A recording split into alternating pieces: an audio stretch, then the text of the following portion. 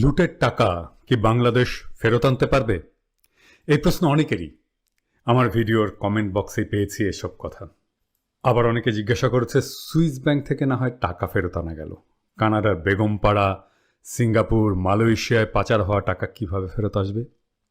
আবার বাকশালীরা বিপুল কনফিডেন্স নিয়ে বলছে কিছুই করতে পারবে না। এরা এত সুইট, ভাবতে এমন যে টাকাটা তার, আর ওই টাকায় তারও ভাগ আছে। শুধু সুইজারল্যান্ডে পাচার করা টাকাই না, উন্নত বিশ্বে পাচার করা সব টাকা ফেরত আনা যাবে। কিভাবে যাবে? আজকের আলাপ সেটা নেই। আলগা মোমেন বলেছে সুইজারল্যান্ডের কাছে তারা তথ্য চেয়েছে। সুইজারল্যান্ড একজনের তথ্য দিয়েছে। গত 2021 সালের জুন মাসে, মানে 1 বছর আগেই, সেই সো কল্ড সংসদে দাঁড়িয়ে লোটা কামাল বলেছিল কারা অর্থ পাচার করছে তার তথ্য সরকারের কাছে নেই। তো আলগা মোমেন, আপনার কাছে তো তথ্যই নাই কারা অর্থ পাচার করেছে, তো আপনি সুইজারল্যান্ডের কাছে কার তথ্য চাইছিলেন? আপনার মেয়ের হবু শ্বশুরের? বাওয়াল ঝাড়েন কেন? এদের কোনো কথা বিশ্বাস করবেন না। এরা এত মিথ্যা বলে যে কোনটা মিথ্যা কোনটা সত্যি বুঝতেই পারবেন না। তো মোমেন বাবু, শুনেন, কেমনে এই টাকা ফেরত আনা যায় এইটা শুনে রাখেন, এবং কিভাবে আমরা টাকাটা ফেরত আনবো এটা শুনে রাখেন। সুইজারল্যান্ড থেকে তৃতীয় বিশ্বের লুট করা টাকা ফেরত আনার যে পদ্ধতিগত আন্তর্জাতিক আইনি কাঠামো, সেটার নাম হচ্ছে STAR বা স্টোলেন অ্যাসেট রিকভারি ইনিশিয়েটিভ। নামটা কিন্তু খুব সুন্দর, তারা। এইটা ওয়ার্ল্ড ব্যাংক এবং UN এর একটা উদ্যোগ, যেখানে সুইজারল্যান্ড একটা অংশীদার। এই স্টার বা তারা প্রোগ্রামের মাধ্যমেই আমরা আপনাদের আকাশ ভরা তারা কিন্তু দেখিয়ে দেব। ভয় পেয়ে গেলেন? এত তাড়াতাড়ি ভয় পেলে চলবে? আপনারা না মুজিব সেনা ভয় করেন, না বুলেট বোমা। স্টার প্রোগ্রামে ভয় পেলে তো চলবে না। একটু সাহস তো রাখেন, পুরোটা শোনেন। এইটা গেল আন্তর্জাতিক উদ্যোগ। সুইজারল্যান্ডের নিজস্ব সংস্থা আছে, সুইজারল্যান্ডের বার্নে। তার নাম টাস্ক ফোর্স অ্যাসেট রিকভারি। এইটার কাছে বাটি চালান যাবে, ছোট বড় সব চোরের জন্য। এটা কমন, সবার জন্য একই ব্যবস্থা, সমাজতন্ত্র আর কি। বাংলাদেশের সব মানুষ যারা সুইস ব্যাংকে টাকা রাখছেন, আমরা তো প্রথমে বুঝতে পারবো না কার টাকা ক্লিন আর কার টাকা ডার্টি। এইটার মাধ্যমে এই বাটি চালানটা করা হবে। আর আওয়ামী লীগের যারা দলের নানা পদে আছেন, অনেক টাকা দিয়ে বাগাইছেন, ছাত্রলীগের পদই তো কোটি টাকায় বিক্রি হয়, তাই না? তো আপনাদের পদের একটা দাম আছে না? তো এই পদে থাকার জন্যে আপনাদের ফাইল করা হবে illicitly acquired asset of politically exposed person, এইখানে সংক্ষেপে PEP। এই পদ্ধতিতেই হাইতির একনায়ক দুভেলিয়ার ছিল না, তার টাকাটা উদ্ধার করে হাইতিতে পাঠানো হচ্ছে। ফিলিপাইনের মার্কোস ছিল না, যার বউয়ের হাজার হাজার পিস জুতা পাওয়া গেছিল, মার্কোসের টাকা উদ্ধার করে ফিলিপাইনে অলরেডি ফেরত দেওয়া হয়েছে।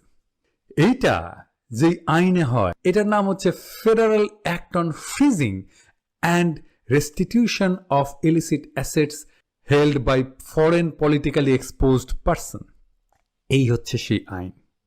আগে ফ্রিজ করা হবে টাকা টুকা, বুঝছেন তো? খুব চমৎকার সব গাইডলাইন আছে দেওয়া, একেবারে সব প্রসেস খুব সুন্দর করে এক্সপ্লেইন করা দেওয়া আছে। এই যে দেখেন গাইডলাইন।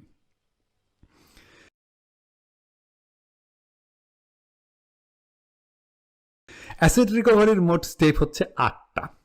একটু সময় লাগে, কিন্তু শিওর শট যদি প্রমাণ করা যায় এইটা দুর্নীতির টাকা। আর বাংলাদেশে যারা টাকা কামান, টাকা পাচার করেন, তারা জানেন আপনি 1 টাকাও বাইরে নিতে পারবেন না যদি বাংলাদেশ ব্যাংক পারমিশন না দেয়। তাই এইটা যে ডার্টি মানি, সেটা প্রমাণ করে পিস অফ কেক, বুঝছেন? কাজটা কিভাবে শুরু হবে? কাজটা শুরু হবে সুইজারল্যান্ড দিয়ে, আমাগো বাড়ির কাছে না? যে সমস্ত বাংলাদেশি নাগরিক পশ্চিমে পলিটিক্যাল রিফিউজি স্ট্যাটাস এবং সাবসিডিয়ারি প্রোটেকশন পাইছে, তাদের একটা ভার আছে না? তাদের কথা শোনে তো। তারা সবাই ইউরোপীয় ইউনিয়ন এবং সুইস সরকারকে চিঠি লিখবে এই বলে বাংলাদেশের নাগরিকদের অ্যাকাউন্টগুলোর বেশিরভাগ অ্যাকাউন্টে ডার্টি মানি দিয়ে ভর্তি, এবং সরকারের সাথে জড়িতরাই যেহেতু এই পাচারের সাথে যুক্ত, তাই এই সরকার, হাসিনা সরকার যতদিন ক্ষমতায় আছে ততদিন তারা এই ডার্টি মানি নিয়ে ইনভেস্টিগেট করবে না, আপনাদের সাথে কোনো ধরনের কোঅপারেশনও করবে না। ইউরোপের নৈতিক দায় আছে এইটা নিয়ে ইনভেস্টিগেট করার নিজে নিজে, তারা যেন নিজেরাই এই তদন্ত শুরু করে। বিশ্বব্যাংক আর IMF এর কাছে যাচ্ছেন না লোনের জন্য? বিশ্বব্যাংক আর IMF কে বলবো আমরা, তোমরা যে লোন দিচ্ছ এটা তো খাইয়া ফেলবে তারা। এই যে তারা $50 বিলিয়ন পাচার করছে, এটা তো জনগণের টাকা, এটা সুদ দেয় সাধারণ জনগণ, আর চুরি করছে হাসিনার লোকেরা। তোমরা $6-7 বিলিয়ন দেবে, ওইটা মায়ের ভোগে চলে যাবে। তোমরা কেন আমার দরিদ্র দেশের জনগণের উপরে আরো ঋণের বোঝা চাপাইবা? বাংলাদেশ তো চাইলেই পাচার করা অর্থ ফিরায় আনতে পারে, লোন চায় কেন? তারা পাচার করা অর্থ ফিরায় আনার দৃশ্যমান উদ্যোগ নিক, তারপরে তোমরা ঋণ দেওয়ার বিবেচনা করো। আমরা এই ঋণের দায় নেব না তো, বাংলাদেশের জনগণ এই ঋণের দায় নেব না, কারণ আমরা জানি এই ঋণের টাকা খাইয়া ফেলা হবে। IMF বিশ্ব ব্যাংককে শর্ত দিতে হবে হাসিনা সরকারকে যে পাচার করা অর্থ ফিরায় আনার দৃশ্যমান উদ্যোগ নিতে হবে, এটা তোমার ঋণের শর্তে জুড়ে দিতে হবে। সুইজারল্যান্ড বিলিয়ন বিলিয়ন ডলার লুটের টাকা ফেরত দিছে তৃতীয় বিশ্বের দেশগুলোকে, আমাদেরটাও দেবে।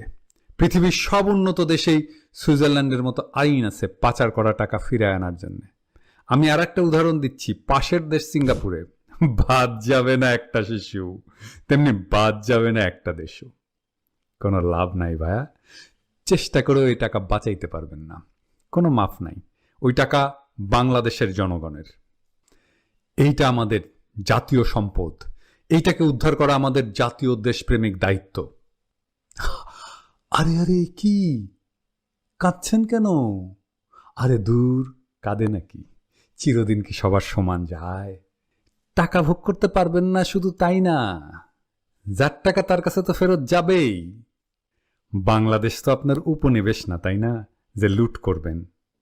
বাংলাদেশের 18 কোটি মানুষের রক্ত পানি করা অর্জিত টাকা আপনি হাসতে হাসতে ডাকাতি করে নিয়ে চলে যাবেন, আর আমরা বসে বসে দেখব?